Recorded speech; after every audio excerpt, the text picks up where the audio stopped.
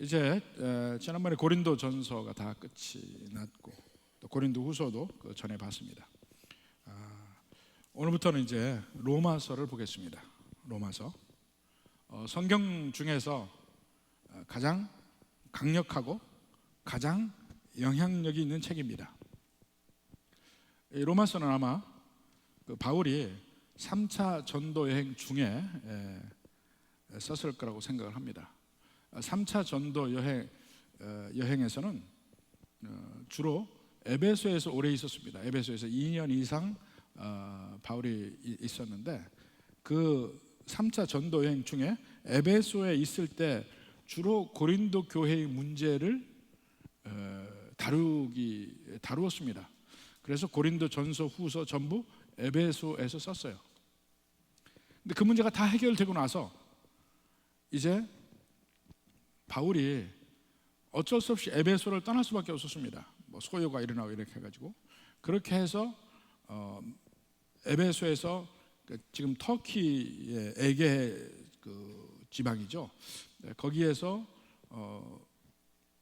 마게도냐, 그러니까 그리스의 북쪽으로 해서 남쪽에 아가야 또는 헬라라고 하는 그 지방에 가서 있게 됩니다. 그게 바로 아마 고린도라고 생각을 해요.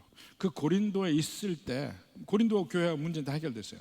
고린도에 있을 때 이제 3차 전도 여행이 거의 끝나가요. 이제부터는 예루살렘으로 돌아가는 일만 남았습니다. 고린도 전서 끝에 그런 얘기 있었죠. 연보를 모으라. 그러면 연보를 가지고 예루살렘에 가겠다. 나도 갈 것이다. 뭐 이런 얘기를 했습니다. 그런 준비를 할 때 그 그리스까지 이스라엘에서부터 전 터키 지방 그리스까지 모든 사역을 이제 마칠 때 새로운 사역지, 그 당시에 가장 온 세계 중심이라고 할 수 있는 로마로 사역의 근거지를 옮기려고 합니다. 그때 한 번도 가보지 않은, 그렇지만 이미 교회가 있는 그 로마의 성도들에게 편지 형식으로 썼습니다. 그러니까 그 일이 이제 사도행전 20장에 보면 한번 봅시다. 사도행전 20장 1절에서 3절까지 한번 볼까요?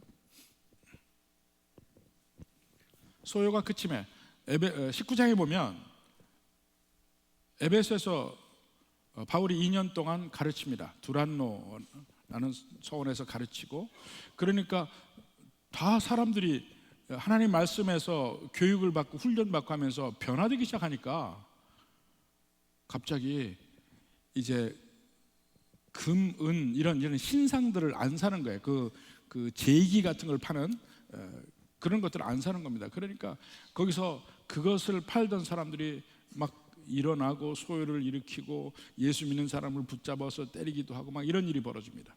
이럴 때에 소요가 그침에 바울은 제자들을 불러 권한 후에 작별하고 떠나 마게도냐로 가니라. 드디어 이제 에베소에서 2년여 있다가 마게도냐로 가죠. 그 다음에 2절에 그 지방으로 다녀가며 여러 말로 제자들에게 권하고 헬라에 이르러. 그 지방은 마게도냐 지방이죠. 마게도냐 지방에 있는 교회는 빌립보 교회, 또 데살로니가 교회, 이런 교회들이 마게도냐에 있는 교회입니다. 거기를 둘러보고 그 다음에 헬라로 왔어요. 헬라는 지금의 아테네 그리고 펠로폰네소스 반도 이쪽이 헬라입니다. 아가야 지방이라고도 하고 헬라라고도 하고 거기에 이제 이르렀습니다. 헬라에 이르러. 근데 그 헬라에 어디에 있었느냐? 아마 고린도일 거라고 생각을 해요. 그 다음에 3절에 거기 석 달 동안 있다가 배를 타고 수리아로 가고자 할 그때, 수리아는 지금의 시리아 지방, 그러니까 이스라엘 바로 북쪽이죠. 그러니까 다시 예루살렘 쪽으로 돌아가는 거예요. 3개월 동안 거기 헬라에 있었습니다. 아마 고린도에 있었을 거라고 생각하고 거기 있는 동안에 로마서를 썼을 거라고 생각을 합니다. 그래서 이제는 그리스, 마게도냐 지방, 헬라 지방, 또 아시아 지방, 그 당시 아시아는 터키 서부 지방이니까 아시아 지방, 터키 전체, 수리아 전부 복음이 다 증거됐어요. 이미 교회들이 다 섰습니다. 새로운 사역을 위해서 준비할 때 로마서를 씁니다. 이 로마서는 그동안의 교회의 역사를 보면 이 성경 전체 여러 66권의 성경이 있지만 그 중에 가장 강력한 책, 가장 사람들의 삶에 영향을 미친 책이라고 생각을 합니다. 예를 들어서 그 중세 유명한 신학자이고 그 사상가인 어거스틴 같은 경우는 젊어서 방탕한 생활을 했습니다. 근데 그가 로마서 13장을 읽고 죄인임을 고백하고 구원에 이릅니다. 마틴 루터 같은 경우는 로마서 1장 17절 오직 의인은 믿음으로 말미암아 산다는 그 말씀에서 그가 그토록 찾던 그 성경의 중심 교리를 그가 붙듭니다. 그래서 그가 오직 믿음으로 라는 말로서 성경을 요약을 하고 구원을 요약을 하고 이제 그 새롭게 그 로마 가톨릭에 대항해서 싸울 수 있는 힘이 거기서부터 나오는 것입니다. 요한 웨슬레, 감리교의 창시자인 요한 웨슬레는 그 마틴 루터의 로마서 주해서 전문을 읽다가 마음이 뜨거워졌어요. 완전히 마음이 뜨거워져서 새로운 그 경험을 하게 됩니다. 그가 그 이후로 이 유럽이나 미국의 부흥운동을 이끌기 시작합니다. 18세기에 이런 막대한 영향 미칩니다. 존 버년 같은 경우는 그가 여러 가지 정치에 담고 있다가 결국 그가 감옥에 갇히죠. 감옥에 갇혀 있는 동안에 로마서 공부를 하다가 그가 철로 역정을 거기서 썼습니다. 그 감옥에서 쓰기 시작했어요. 필그림스 프로그레스. 그러니까 이 로마서가 수없이 많은 위대한 기독교 지도자들의 삶에 영향을 미쳤습니다. 근데 우리가 믿는 믿음의 가장 그 정교한 그 조직이라고 할까? 그 믿음의 정수를 거기서 잘 설명해 놓고 있다 이겁니다. 그래서 로마서를 읽으면 과연 믿음이 무엇인가 하는 것을 다시 한번 확실하게 알 수 있게 되는 것입니다. 전부 로마서는 1장부터 16장까지 있습니다. 근데 결국 그 로마서 전체를 한마디로 하면 의인은 믿음으로 말미암아 살리라, 이 말에 대한 설명이에요. 이 말에 대한 설명이에요. 의인은 믿음으로 말미암아 살리라. 1장부터 4장까지는 이쯤 되면 여러분 써야 돼요. 써야 돼. 제 얼굴만 보고 여러분의 그 기억력이 그렇게 놀라울 정도로 천재인지는 잘 모르겠는데 써야 돼. 사실은 이게 서론이기 때문에 더군다나 1장부터 4장까지는 누가 의인인가 하는 면이에요. 누가 의인인가, 의인에 대해서 설명해요. 누가 의로운 사람, 누가 의롭다함을 받았는가, 이것을 얘기를 합니다. 의인은 그 의롭다함을 받은 사람이 어떻게 사는가, 그것이 5장부터 8장까지예요. 그들의 그 의인이 된 사람, 하나님이 의인으로 만든 사람들이 어떻게 사는 것인가, 5장부터 8장, 이것이 실질적으로 로마서의 핵심이고 거기 다 있다고 보면 됩니다. 근데 그 얘기를 하다 보니까 이스라엘에 대해서 언급하지 않을 수가 없어요. 나중에 로마서 8장 끝에 가면 이제 그런 얘기가 나옵니다. 하나님의 사랑에서 우리를 끊을 수 없다, 이것이 로마서 8장의 끝이거든요. 근데 이스라엘은 어떻게 되냐 이거예요. 이스라엘은 이미 하나님의 사랑을 받은 사람 아니에요. 근데 이스라엘은 제쳐지고 새로 이방인에게 하나님의 은혜가 갔어요. 그럼 원래 이스라엘은 하나님의 사랑에서 끊을 수 없다는데 그들은 어떤 일인가, 그것을 설명하지 않을 수가 없는 거예요. 로마서 8장을 얘기하고 나서는 그 이스라엘의 문제를 설명하는 것이 9장부터 11장 90, 11, 이 3장에 대해서 이스라엘의 문제를 설명을 합니다. 그렇게 해서 우리를 향하신 하나님의 사랑을 절대로 끊을 수 없다, 이 면에 대한 설명을 이스라엘을 빗대서 얘기를 하고, 12장부터 16장까지는 그 의인이 믿음으로 말미암아 사는 그 삶의 실제, 구체적인 예들, 실제를 얘기하는 것이 12장에서 16장까지예요. 그러니까 로마서 전체가 의인은 믿음으로 산다, 이 말에 대한 설명을 하나씩 조직적으로 해 있는 책이라 이겁니다. 그 중에 오늘 우리가 보는 말씀은 1절부터 7절까지입니다. 1절부터 7절. 여기서는 서론 부분이에요. 모든 편지에 있어서 제일 앞에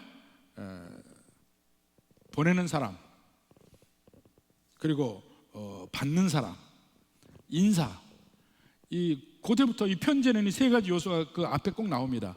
보내는 사람, 받는 사람, 인사. 자, 여기 보면 여기도 그렇게 돼 있어요. 근데 로마서 말고 고린도전서, 고린도후서, 뭐 갈라디아서, 에베소 이렇게 쭉 다 보면 앞에 서론이 여기처럼 이렇게 길게 7절까지 이렇게 돼 있지 않습니다. 근데 로마서는 좀 서론이 길어요. 왜냐?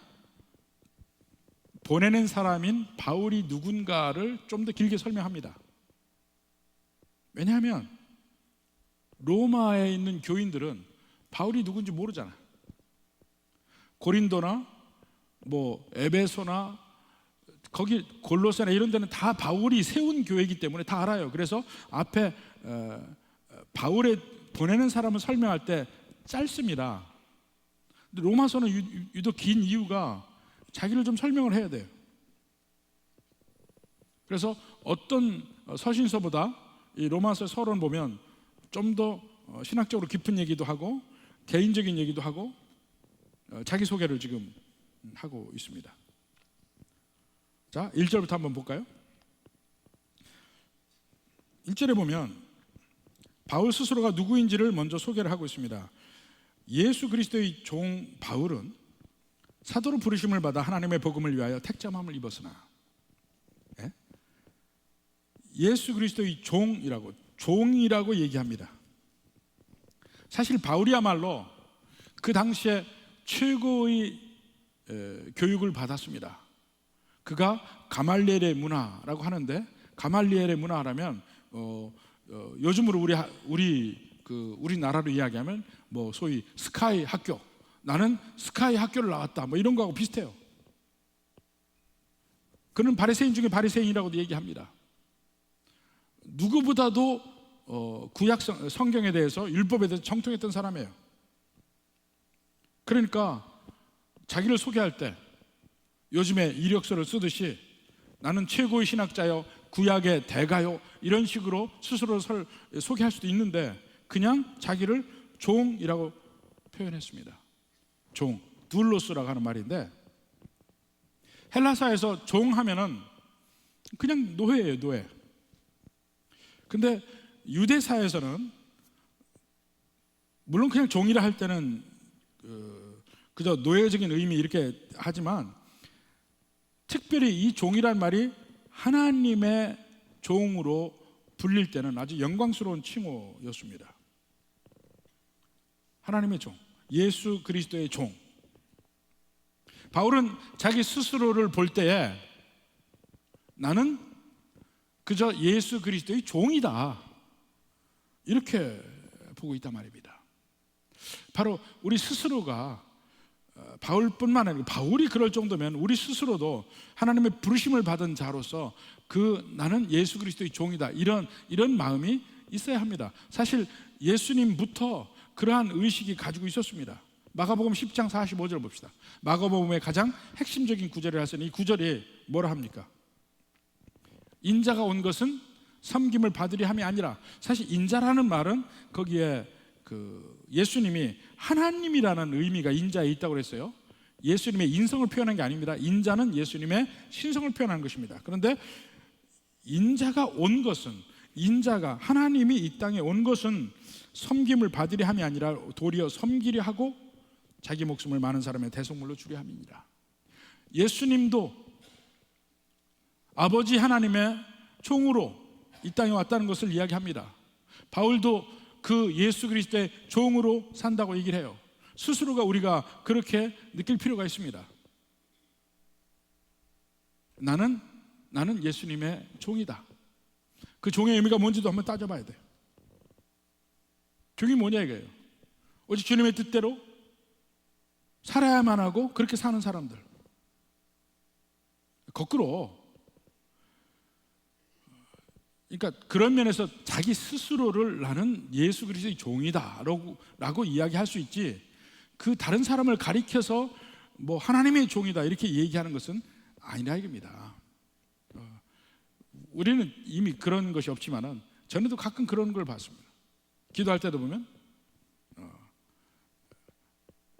목사를 이야기할 때 꼭 종이라고 얘기하고, 또 젊은 목사를 보면 또 어린 종이라고까지 얘기하고, 그런 말은 그건 본인 스스로를 이야기할 때 하는 이야기지, 다른 사람을 이야기할 때, 다른 목사를 이야기하고 누구를 이야기하고 할 때 그렇게 쓰는 것은 아니라 이겁니다.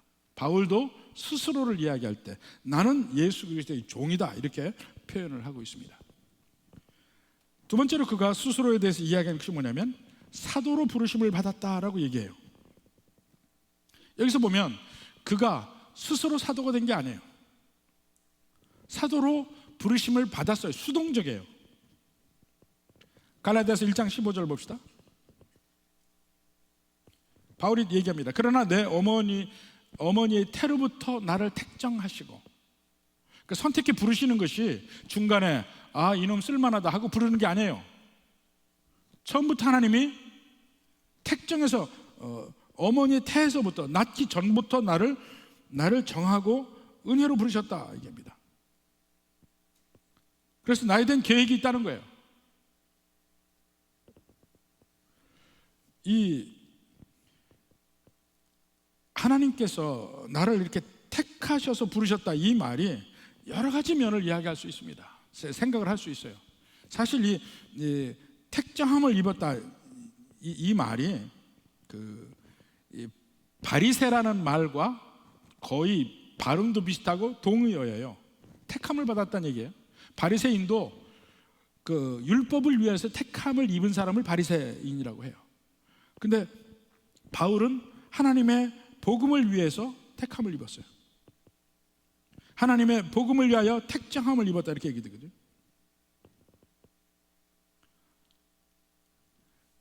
내가 된 것이 아니고 하나님이 택해서 되었다. 이것이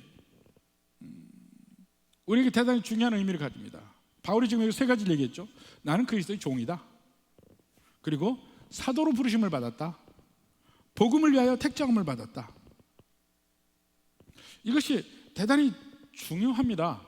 이 말이 특히 이 목회자들에게, 목사들에게도 이 말이 중요한데, 그래서 신학교를 갈 때라든가 아니면은 목사 안수를 받을 때 면접 시험을 보면 꼭 이걸 묻습니다.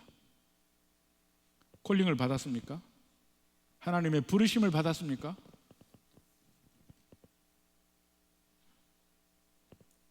부르심을 받은 것을 확실하게 느껴야 되고, 우리 신학교 때 보통 우스갯소리 합니다.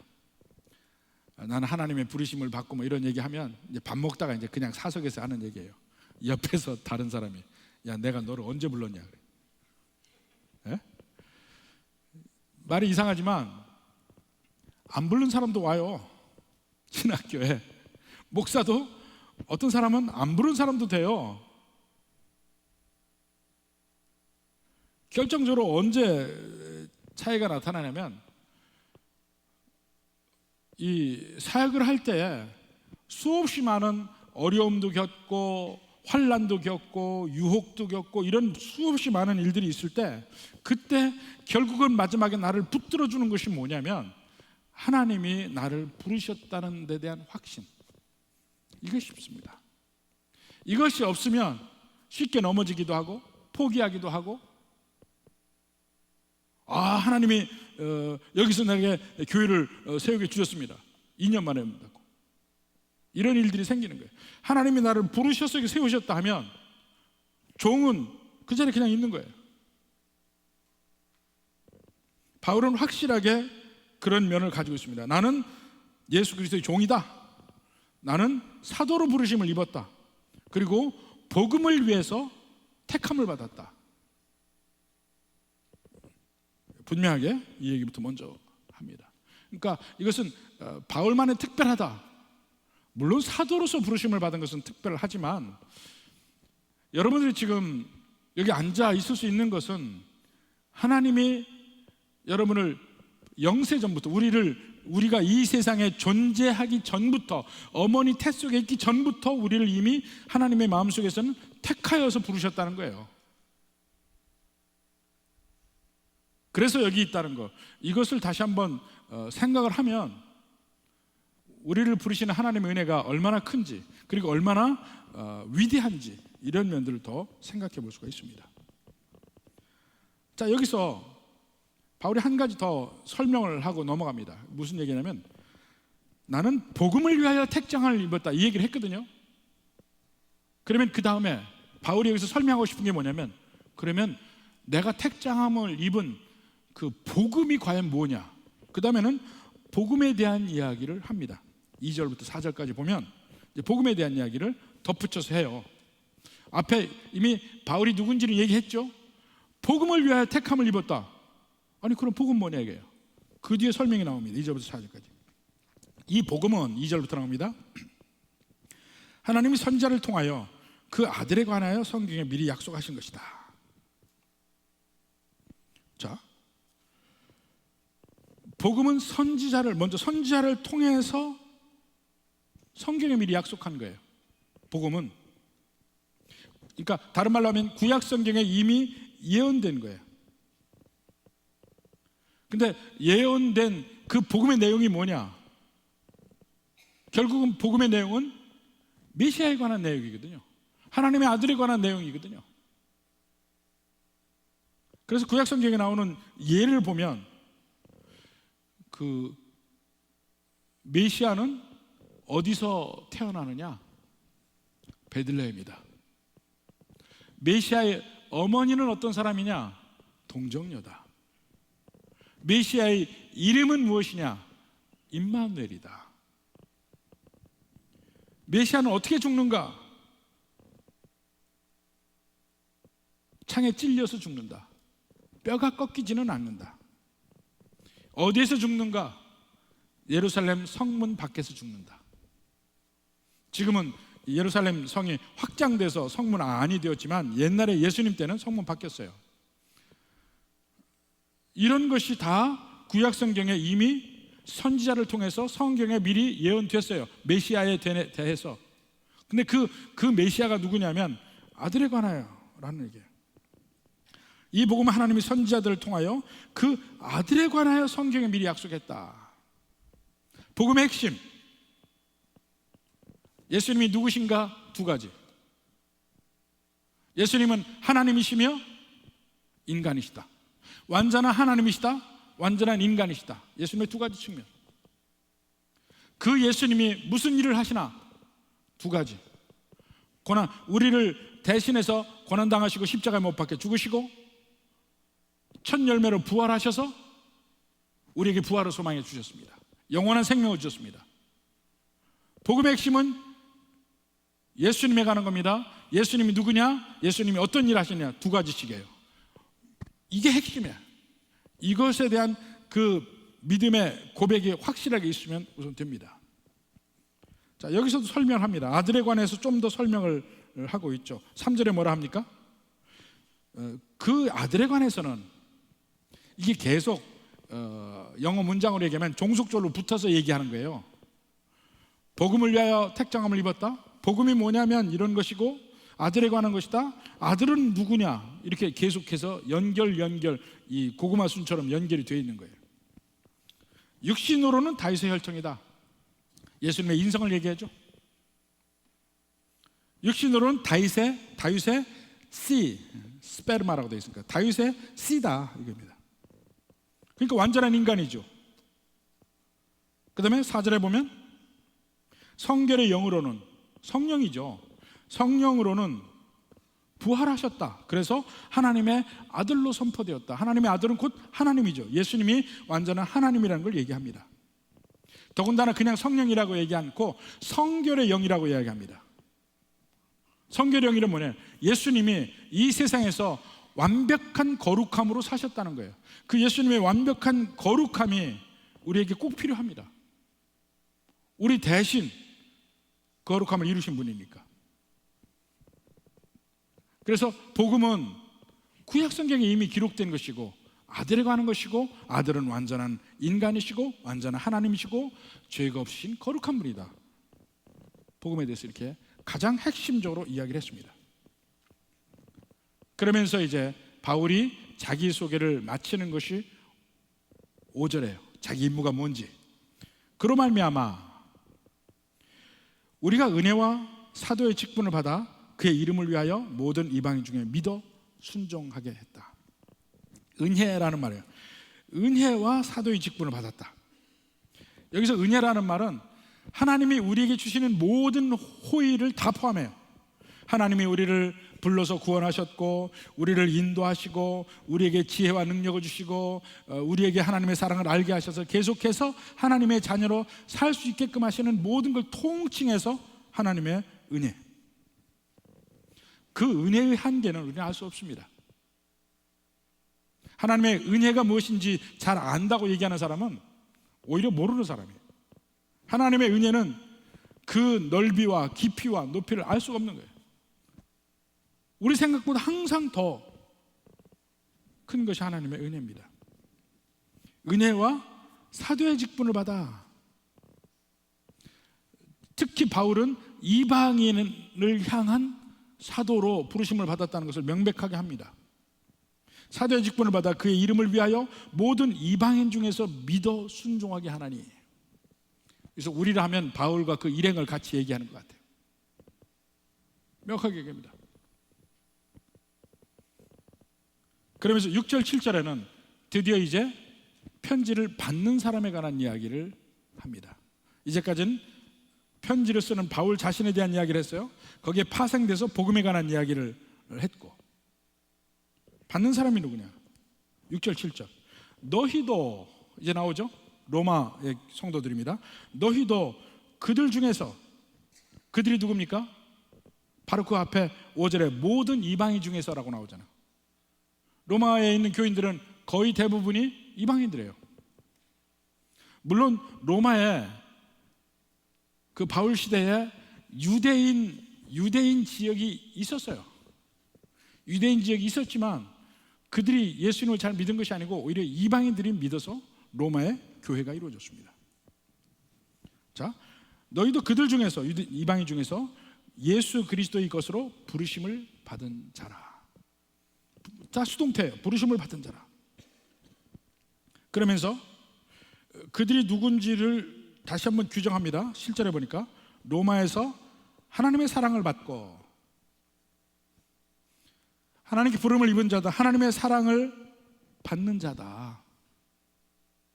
우린 보통 우리가 하나님께 고백합니다. 주님, 내가 주님을 사랑합니다. 이 세상 어떤 것보다도 주님을 사랑합니다. 이렇게 고백을 하는데, 그거보다 항상 언제나 먼저가 뭐냐면 하나님이 나를 사랑하셨다는 거예요. 언제나 사랑의 출발점은 하나님에게서부터 출발합니다. 하나님이 우리를 사랑하셔. 여러분 한번 고백합시다. 저를 따라하세요. 나는 하나님의 사랑을 받은 사람이다. 믿으십니까? 옆에 있는 사람 보고 한번 얘기합시다. 당신은, 아니면 집사님은 하나님 사랑을 받은 사람이에요.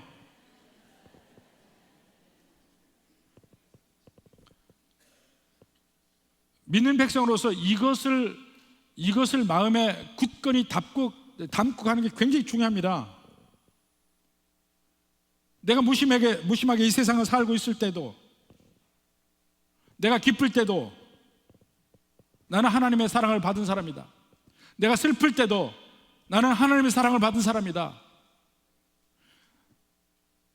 내가 힘들 때도 나는 하나님의 사랑을 받은 사람이다. 내가 분노하는 그 순간에도 나는 하나님의 사랑을 받은 사람이다. 외로움의 순간에도 나는 하나님의 사랑을 받은 사람이다. 배신을 당할 때도 나는 하나님의 사랑을 받은 사람이다. 심지어는 내가 죄를 짓는 순간에도 나는 하나님의 사랑을 받은 사람이다.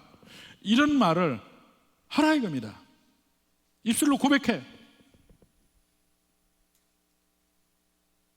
그러면 내 마음에 어떤 마음이 드는가?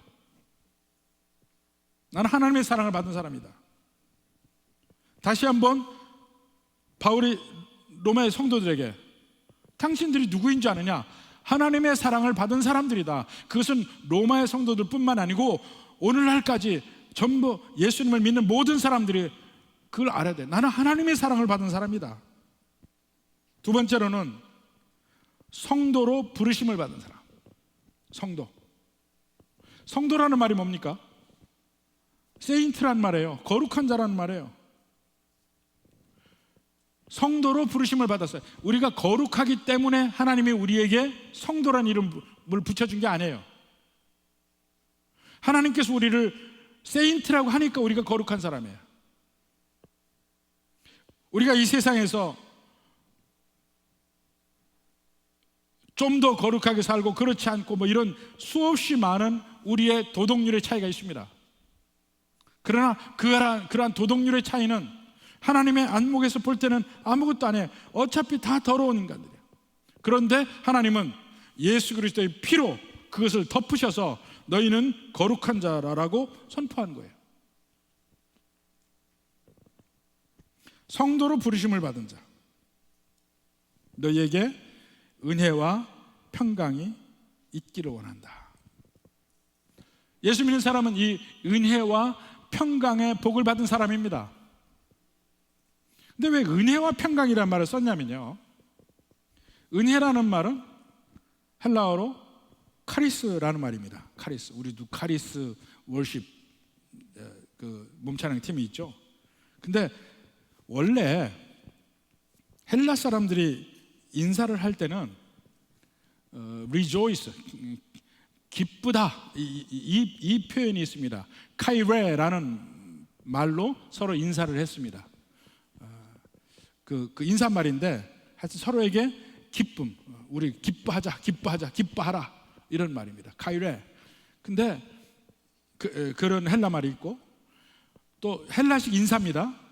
유대의 인사는 샬롬이었습니다. 샬롬. 만나는 사람마다 샬롬하고 이제 평강이 있을지어다. 예수님이 항상 하는 말이 그게 사실은 샬롬하고 언제나 인사를 한 말이에요. 근데 샬롬이란 말은 평화, 평강이라는 말로 얘기할 수 있어요. 유대인들의 인사말, 헬라인의 인사말은 카이레였어요. 근데 그 헬라 인사말과 유대 인사말을 합쳐서 지금 바울이 인사말로 쓰는데, 기쁨이란 말의 카이레를 카리스라는 은혜, 더 크고 깊은 말로 바울이 바꿉니다. 발음 비슷하죠? 근데 카이레가 아니고 카리스예요. 카리스, 샬롬. 물론 그 헬라어로는 샬롬이 아니고 에이레이네이라는 말이 있습니다. 에이레이네이인데 그 유대 말로 샬롬이에요. 하나님의 은혜가 우리에게 임해서, 기쁨을 포함한 하나님의 은혜가 우리에게 임해서 결과적으로 우리에게 있는 게 뭐냐? 샬롬. 천국에서의 우리의 삶을 한마디로 이야기하면 샬롬의 삶이에요. 평강의 삶. 그저 편안하다 이게 아닙니다. 기쁨도 넘치고 가장 행복하고 이러한 삶이 이미 있는 사람들이 성도들이란 얘기예요. 자, 바울의 인사말을 통해서 먼저 바울 스스로를 소개했습니다. 나는 하나님의 예수 그리스도의 종이요 사도로 부르심을 받았고 복음을 위하여 택정을 받은 사람이다. 그래서 이 복음을 특히 이방인에게 나는 전한 사람이다. 복음이 뭐냐면 곧 예수님에 관한 것이다. 너희도 하나님의 사랑을 받은 사람이지, 성도, 거룩한 자로 부르심을 입은 사람이고 은혜와 평강의 복이 있는 사람이다. 이걸 먼저 이야기를 합니다. 이것이 전제가 되어서 그 다음에 말을 하나씩 풀어나가기 시작을 합니다. 여러분은 누굽니까? 하나님이 여러분을 부르시고 여러분을 사랑하시고 거룩한 자로 부르시고 우리에게 샬롬, 가장 복된 것을 주시기를 하나님이 원하시고 우리 이미 받은 사람이라 이겁니다. 과연 내가 그런가? 한번 생각을 하면서 로마서를 앞으로 계속해서 묵상해 나갈 수 있도록 하겠습니다.